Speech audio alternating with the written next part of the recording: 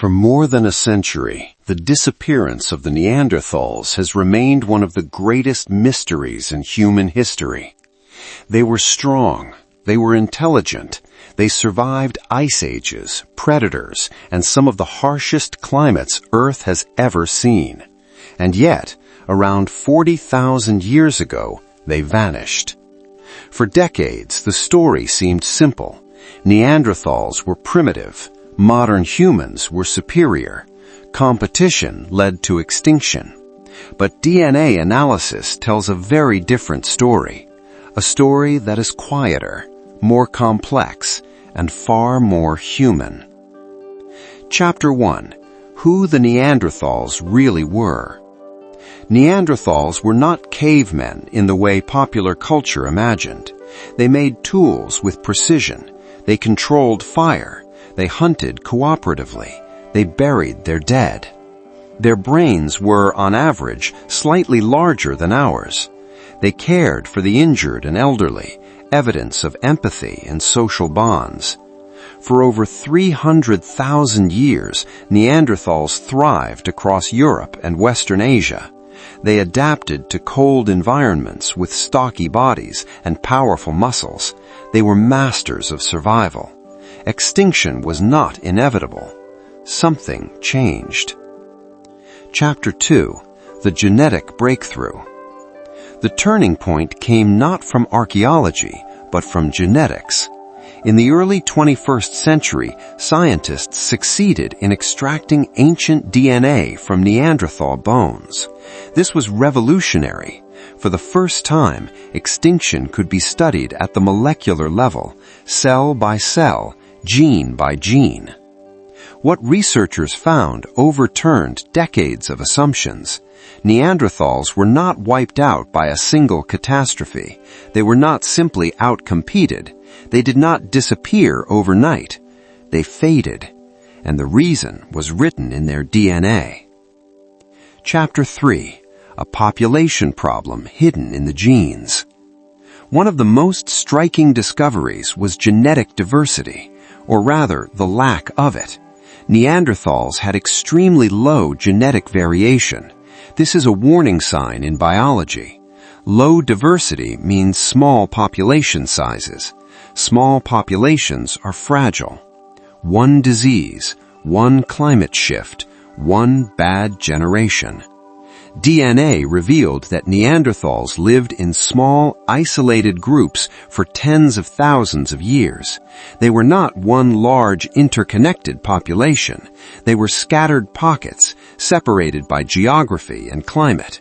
This isolation slowly weakened them, not physically, but genetically. Chapter 4.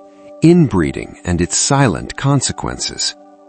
Genetic analysis showed long stretches of identical DNA in Neanderthal genomes. This is evidence of inbreeding, not intentional but unavoidable. When populations are small, choices are limited. Inbreeding increases the likelihood of harmful mutations. It reduces fertility. It weakens immune systems. These effects do not cause sudden death. They cause slow decline. Fewer surviving children, more complications, less resilience over generations. Neanderthals were surviving, but barely. Chapter 5. Enter Homo sapiens. Around 60,000 years ago, modern humans began spreading out of Africa. They did not arrive as conquerors. They arrived as migrants. Humans and Neanderthals met. They interacted. They shared land. And they interbred. DNA confirms this. Today, most people outside Africa carry between 1 and 2% Neanderthal DNA. This changes everything. Neanderthals did not simply disappear. They were absorbed. Chapter 6. Why humans survived and Neanderthals didn't. Modern humans had one major advantage. Not strength, not intelligence, numbers. Human populations were larger and more connected. This meant higher genetic diversity, faster innovation, better resistance to disease. When environments shifted, humans adapted faster.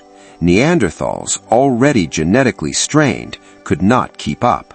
They were not inferior, they were outnumbered. Chapter 7. Climate Stress Written in DNA. DNA also revealed signs of repeated population bottlenecks, periods where Neanderthal numbers dropped dangerously low. These aligned with dramatic climate swings during the last ice age. Cold snaps reduced food availability, habitat shrank, prey species migrated. Each bottleneck stripped away more genetic diversity.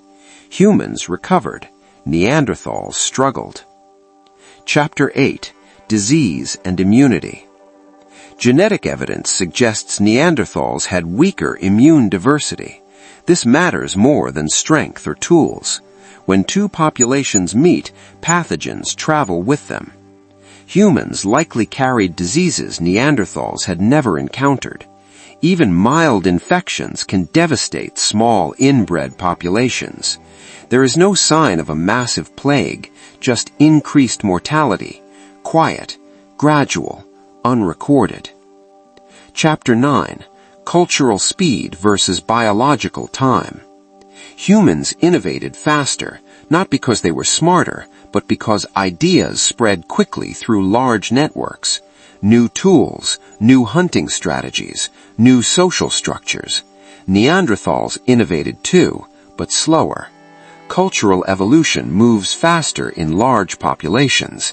Biology could not compensate. Chapter 10.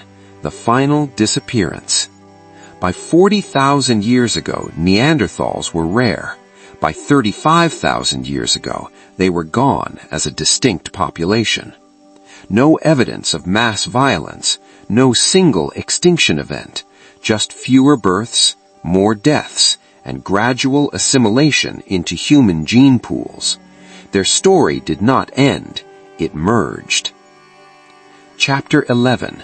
Neanderthals are still with us. Neanderthal DNA affects us today. It influences immune responses, skin pigmentation, even sleep patterns. They are not extinct in the way mammoths are. They live on within us. DNA proves it. Chapter 12. Rethinking Extinction. Neanderthals teach us something important. Extinction is not always dramatic. Sometimes it is quiet. Sometimes it happens one generation at a time. Through isolation, through shrinking populations, through loss of diversity. Survival is not about strength alone. It is about connection. Chapter 13. The Real Reason Neanderthals Went Extinct. DNA reveals the truth. Neanderthals did not fail. They endured longer than most human species ever have. But small populations, genetic isolation, climate stress, disease exposure, and absorption into larger human groups slowly erased their distinct identity. They didn't lose a war. They lost a numbers game. Closing reflection. When we look at Neanderthals, we are not looking at a failed species. We are looking at a mirror, a reminder that survival depends on cooperation, diversity, and adaptability. Their bones tell a story, but their DNA tells the truth, and that truth is still written inside us today.